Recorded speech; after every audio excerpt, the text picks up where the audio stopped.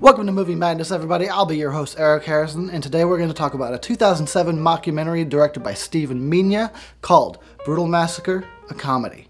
So Brutal Massacre is about a once great horror director who has since kind of fallen from grace, taking one last stab, pun intended, at kind of reliving his old glories and making yet another hit that he can go out on.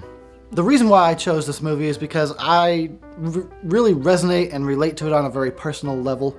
I love that it's about a kind of a failed horror director who is trying again to get his career back on track. I love that it's about the process of filmmaking. So you get a lot of industry insider jokes about, you know, what it's like to actually be on set, what a production can be like, especially when things do not go as planned, and that it's the movie that they're making within the mockumentary is a horror movie. So that's just an added bonus, because then they get to take shots at all the horror cliches and all the horror tropes. Who did this to you? The killer. Are you sure?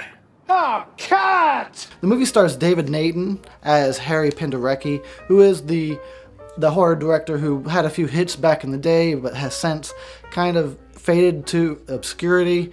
People kind of see him as a has-been, and he just wants to prove himself. He wants to make another great horror movie. He wants to make another hit, get himself back on top, but nothing will go right for him. Everything goes wrong, and he even talks about in the movie that he's got like a demon, some kind of entity following him that causes him to have constant bad luck. The movie also stars Brian O'Halloran, Gerry Bednob, Sandweiss, Vincent Butta, and Ken Foree. I will say that the humor of this movie is very particular. It's very dry. So if you don't really enjoy a dry sense of humor, then you're probably not going to get this movie. However, if you're into either filmmaking, horror movies, mockumentaries, comedy, if you like dry comedy, if you like any of those things, you're gonna love Brutal Massacre.